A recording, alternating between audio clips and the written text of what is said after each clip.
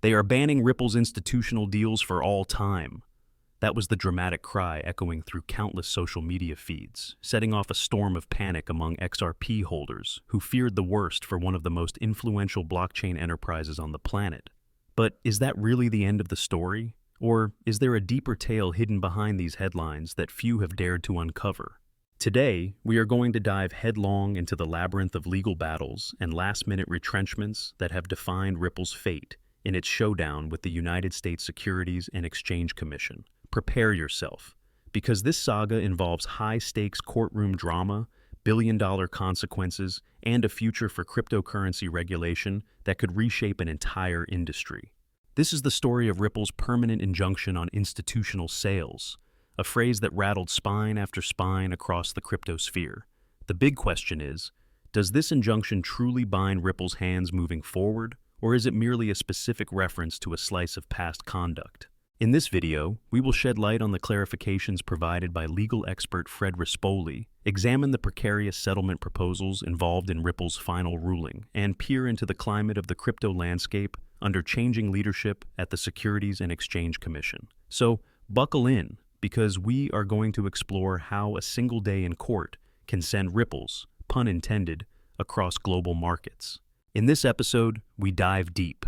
How confusion about the institutional sales term has thrown some investors into panic, which legal definitions truly matter, and why the reputation of Ripple's future business dealings might be safer than you think. Let us wind the clock back to a time when cryptomania was rising to a fever pitch. Ripple, known far and wide for its strides in cross-border payments, found itself under the microscope of regulators.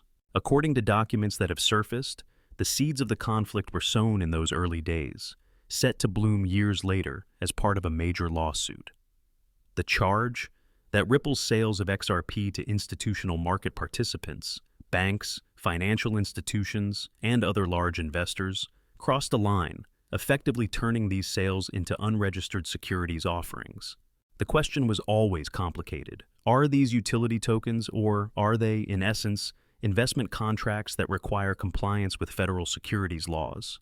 Tensions soared as the United States Securities and Exchange Commission, known colloquially as the SEC, launched a series of actions intended to confirm whether Ripple had indeed ventured into illegal territory. For crypto enthusiasts, the ramifications of this case were monumental. If Ripple could be slammed with a permanent label of having offered unregistered securities, what did that mean for the future of XRP, one of the most recognized digital assets around? Fast forward to August 7th, 2024, the day Judge Annalisa Torres handed down what many believed to be the final ruling in this protracted legal showdown. Her conclusion? The company was to pay $125 million in penalties for institutional XRP sales that violated securities laws. On top of that, the judge imposed a permanent injunction that barred Ripple from conducting further institutional sales in a manner that flouted the Securities Act. You can imagine the shockwaves. Institutional investors, retail holders, crypto analysts, everyone across the board was stunned. Some believed this spelled the end for Ripple's coveted presence among big money players. The idea that Ripple's entire business model might come under indefinite scrutiny appeared to challenge the platform's viability. What began as an argument about whether XRP was a security snowballed into a question of whether Ripple could even operate as it once had. And within this commotion, a central question emerged like a specter. Are we seeing the curtain close on Ripple's institutional relationships? Yet behind this facade of finality, a new glimmer of uncertainty and possibility revealed itself. Both the SEC and Ripple decided to challenge the ruling, appealing in an attempt to adjust those sanctions and reshape the definition of the institutional sales in question. This is where the story took an unexpected twist. In March, the two parties allegedly found some common ground and agreed to settle the suit, or so they thought. The settlement that was floated involved reducing Ripple's financial penalty from $125 million down to a smaller sum of $50 million. And more crucially, it proposed eliminating the so-called permanent injunction. That alone would have been a game changer. However, their hopes were short-lived. Judge Torres refused to grant that request, standing her ground by rejecting the joint motion to revise the penalty terms. This refusal again lit up social platforms, reinforcing the narrative that the permanent injunction was an immovable roadblock to Ripple's trajectory. critics and skeptics hammered away, posting dramatic warnings claiming that the entire Ripple ecosystem was tail-spinning into ruin. Now, here is where the matter gets really interesting. Ripple announced that it would no longer pursue an appeal, effectively accepting portions of the judgment, including the injunction as stated. If that does not make your head spin, add to it the fact that Ripple's CEO, Brad Garlinghouse, openly expressed belief that the SEC would dismiss its appeal as well, eventually leaving the original ruling to stand unchallenged. Cue a tidal wave of speculation. As soon as these announcements hit the feeding frenzy, that is the online crypto community, confusion buckled under the weight of rumor. Did Ripple just limit its own ability to sell XRP to institutional clients for all time? Did the brand, once heralded for forging partnerships with reputable banks, give up a crucial chunk of its own future? The stakes soared as investors questioned whether they should hold their tokens or jump ship. And that is precisely the moment that attorney Fred Rispoli emerged from the legal labyrinth, brandishing clarifications about what institutional sales actually meant.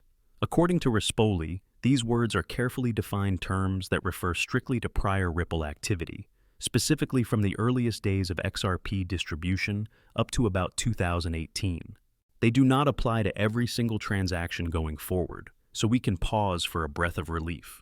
The notion that Ripple can never again deal with institutions is a misreading of the legal language. Rispoli's clarifications made it clear that this permanent injunction, widely rumored as a near-total ban on institutional sales, is in fact anchored to the historical manner in which Ripple sold XRP to certain large players. In short, it prevents the same alleged wrongdoing from happening again. The new question is whether the way Ripple might structure future institutional sales could sidestep falling under the same definitions that triggered the SEC crackdown in the first place.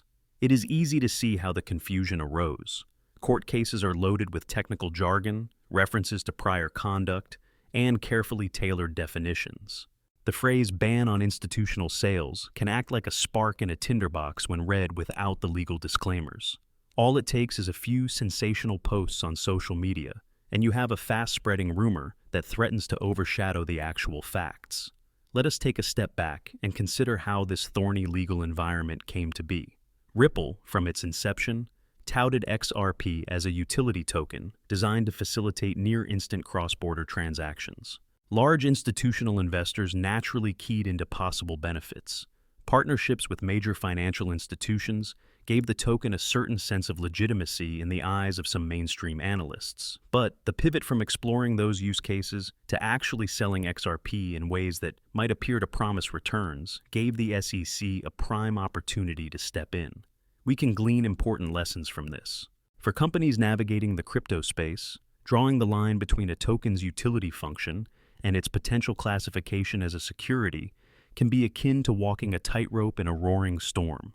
Regulators are not out to ban every token, but they do insist on clarity. If it looks like a security, if it acts like a security, it might have to register as a security. And the historical snapshot from Ripple's earliest years apparently looked suspicious enough to spark legal action. Of course, with new leadership at the SEC that is described in some circles as more pro-crypto, the friction might ease somewhat in the future. Imagine a scenario in which Ripple, or any other crypto innovator, has a clear roadmap for lawfully selling tokens to institutions. It might require robust disclosures, or formal registration statements, or other regulatory compliance steps, but it need not be fundamentally forbidden. This could incrementally reduce the risk for prospective institutional buyers who wish to add digital assets to their portfolios. But the unpredictability of policy shifts remains. Up to the time of Judge Torres's final decision, the leadership climate at the SEC was full of tension. Some critics argued that the entire commission was playing a game of regulate by enforcement, handing out lawsuits instead of providing real guidelines. Others pointed out that certain commissioners had publicly called for more clarity and fairness in the approach to the crypto space, but found themselves overshadowed by more restrictive voices. Enter Brad Garlinghouse, whose posture through the ordeal offered a masterclass in corporate resilience under fire. By publicly stating that Ripple's path forward remained viable, Garlinghouse conveyed an air of confidence that the brand could weave through the labyrinth, injunction or no injunction. He repeatedly asserted that their innovations were not over, that the mission to revolutionize international money transfer for institutions and individuals alike, could withstand the turbulence. All of that said, the permanent injunction remains on paper. For a company whose heart beats in tandem with the needs of banking partners, an injunction that covers any institutional sales might appear to be lethal. Yet, as Fred Rispoli insisted, the language of the ruling specifically targets the type of institutional sales that were central to the initial lawsuit. That is, the exact blueprint laid out in Ripple's past approach from roughly 2013 to 2018. Think of it as a narrow corridor rather than a sprawling authoritarian blockade. If Ripple steps carefully outside of that corridor, no lines should be crossed. Cue our first little break in this labyrinth of crypto legalities. If you have found this story enthralling so far, and you are curious about how modern finance, law, and cutting-edge technology collide, this is a perfect moment to show your support. If you like these deep dives, give this narrative a friendly boost by hitting that thumbs up. It is a simple gesture, but it helps keep the discussion alive and well. Now, let us zoom in on a detail that some watchers might have missed. It revolves around the notion that the settlement, the one that sought to do away with the permanent injunction and lower the penalty, got squashed when Judge Torres rejected the joint motion. Despite the settlement's demise, the unspoken message was that the SEC itself was not wholly averse to letting Ripple move past the stigma of the injunction. After all, the SEC acquiesced in the negotiated terms. This is a sign that the regulatory environment is shifting, if only slightly. One might wonder, if the regulators were sincerely convinced that Ripple's every institutional sale was an affront to federal securities laws, would they really have tried to remove the injunction themselves? The willingness to do so hints that, from a pragmatic angle, the SEC recognizes that Ripple might be able to conduct legitimate, fully compliant transactions with large clients. Indeed, within the broader crypto conversation, the potential for institutional engagement is too massive for regulators to ignore. Banning it altogether could hamper technological development, push certain ventures overseas, or hamper the overall competitiveness of the domestic financial sector. In other words, even regulatory bodies benefit from a healthy, lawful environment for digital assets. And that includes acknowledging that not all institutional deals are identical. Meanwhile, Fred Rispoli's clarifications have turned into a rallying cry for the community, an assurance that the label institutional sales does not mean what many might assume on first glance. And that leads us to the next point. Terminology in legal agreements often carries carefully calibrated definitions that differ significantly from everyday usage. In everyday language, we might say institutional sale to mean a sale to any big licensed or accredited investor. The law, however, can define the phrase according to a very particular set of circumstances.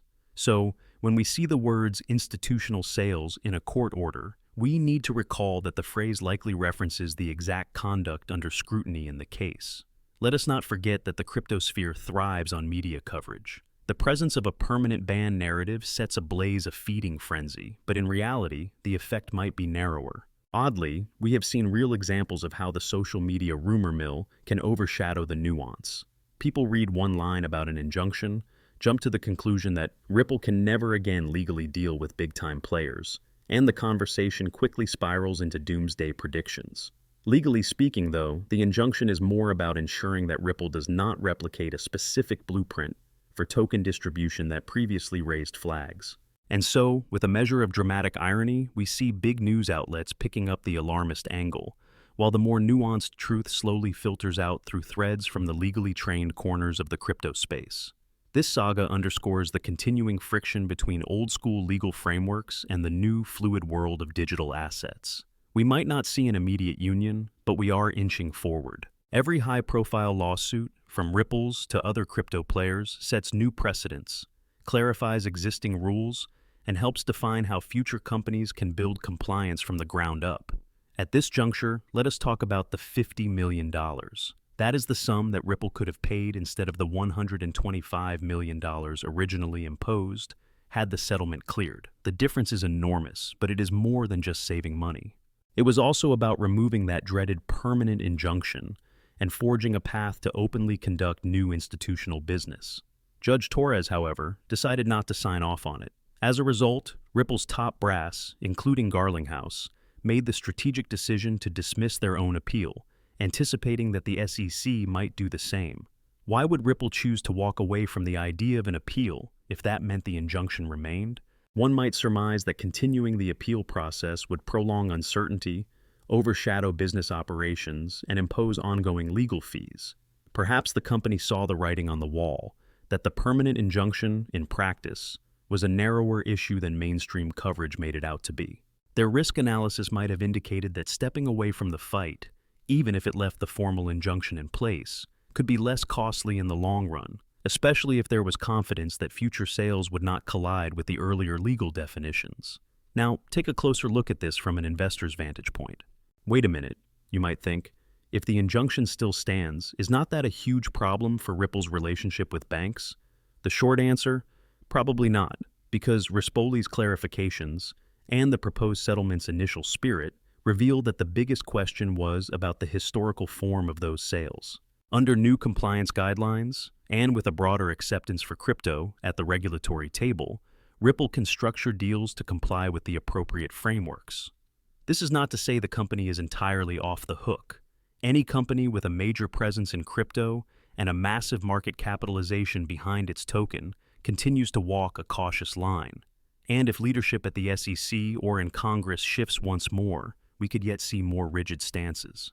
But for now, the consensus is that when it comes to future deals, Ripple is far from incapacitated. They can, and likely will, continue forging partnerships with institutions that see value in leveraging XRP for high-speed cross-border remittances. Let us pivot to the broader ramifications of all this. Does the judge's ruling, with its emphasis on the institutional sales up to 2018, set a precedent for other crypto projects that might have sold tokens in a comparable manner during their initial coin offering phases? Quite possibly. Other projects, too, might show parallels, and their leaders will be watching closely to see if the Ripple aftermath clarifies how to avoid the same pitfalls. If your token launched at a time when regulators had not provided explicit guidance, the next question is whether the approach used in your early buy-ins might now be flagged if the SEC were to scrutinize them. On the flip side, the acceptance of any new arrangement by the SEC indicates that yes, they are open to seeing these big institutional deals happen in a legally compliant way. They would not so readily have consented to removing or reducing the injunction if they believed there was no possible scenario in which Ripple could deal with institutional buyers legally. So, ironically, while the entire affair can appear to be a cautionary tale of the dangers of crossing regulators, it can also be read as a preview of how the crypto realm might develop once it figures out how to stay firmly within the lines. That is another reason why the dismissal of the appeal is so meaningful. By not appealing, Ripple demonstrates to the community that it is comfortable operating under the assumptions of the final ruling. Here is a point that developers, blockchain entrepreneurs, and even potential institutional collaborators should note. If you plan to sell tokens or coins for funds, you must examine the fine lines of securities law. That was a major reason for the fiasco Ripple wrestled with. A permanent injunction is never the ideal outcome for a business, but if it is narrowly defined around a historical pattern of sales, it could be more of a symbolic closure of that specific dispute rather than a total operational blockade. Let us not forget an angle that some in the crypto space may unkindly label as conspiracy chatter, that the entire crackdown around Ripple was fueled, in part, by a desire from certain corners of the financial world to disrupt a private, non-governmental entity that threatened to reshape the future of cross-border payments. The argument goes that if you can disrupt Ripple, or stoke fear in its institutional relationships, you slow the expansion of competing networks that challenge the existing system. However, not all watchers buy into that notion. Some say a lawsuit was inevitable once the SEC saw a large sum of money changing hands. Regardless of which dimension resonates with you, it is clear that the entire fiasco demonstrates how complicated, intense, and fractious the relationship between crypto startups and regulators can be. If you are absorbing this and thinking, this is an unbelievably complex tale, but I think I get it now, then great. This entire scenario underscores how essential it is to differentiate between broad statements you see on social media and the actual text of a court order or settlement document. Let us take a moment to see how far we have come in analyzing it all. The cliff notes are, Ripple was penalized for specific institutional sales. A permanent injunction was imposed on that specific conduct. Both parties tried to settle to reduce the financial penalty and remove that injunction, but the court said no. Faced with an uncertain timeline and further legal expenses, Ripple walked away from an appeal. But attorneys like Fred Rispoli interpret the permanent injunction more narrowly, focusing on structure and time frame, not on any blanket ban for the future. Here is our second and final call to action. If you want to stay in the loop, do not forget to subscribe for more deep dives like this one. That way, when Ripple or another major project hits the headlines, you will have an analytical vantage point to cut through the noise. In the big picture, what is next for Ripple? Already, in various interviews, executives have hinted that the path forward includes forging new engagements with banks, exploring advanced payment corridors, and continuing to meet institutional needs. They seem prepared to ensure their deals would pass muster under the watchful eye of the SEC, mindful that the Commission still retains the power to raise questions if something looks suspicious. Meanwhile, the pro-crypto stance from some within the SEC might further open the door for solutions that align with securities laws, while still allowing robust token ecosystems. Of course, outside the boundaries of the United States, there is an arguably more welcoming regulatory environment for crypto. Many expect that Ripple might pivot more aggressively toward global markets if the domestic legal climate proves too burdensome. But purely from the vantage point of the recent court saga, there is no ironclad reason for Ripple to drastically abandon its stronghold in the country. This contradiction, a permanent injunction that is not so permanent, testifies to the complexity of the terms. The moral of the story is that one should always look beneath the surface of a court document's language. Finally, it is worth remembering that high-profile lawsuits often cast long shadows of doubt, but they can also galvanize an industry to adapt, comply, and innovate in ways that truly define the future. Ripple's battles have hammered home the importance of clarity regarding token sales, but they have also shown that, once the dust settles, companies can still stand on firm ground, open to forging new deals, and continuing to evolve their business models without having to shut down altogether. In conclusion, the chaos of the past few months, the dramatic headlines, the panic over unstoppable injunctions, the frantic attempts to revise the penalties, all revolve around this crucial detail. The court's permanent injunction banning so-called institutional sales refers only to a tightly outlined definition of Ripple's past actions, not an indefinite barrier to forging relationships with major financial players. As we watch the final puzzle pieces settle, it becomes evident that if Ripple remains committed to meeting the relevant compliance obligations, it can continue to grow, adapt, and push the boundaries of what blockchain technology can do. The weighty decisions of August 7, 2024, and the settlement drama thereafter have immeasurably shaped Ripple's path, yet they have not slammed the door shut on its future. Thus, the story ends not with a thunderclap of prohibition, but with a cautious, albeit hopeful, invitation to progress.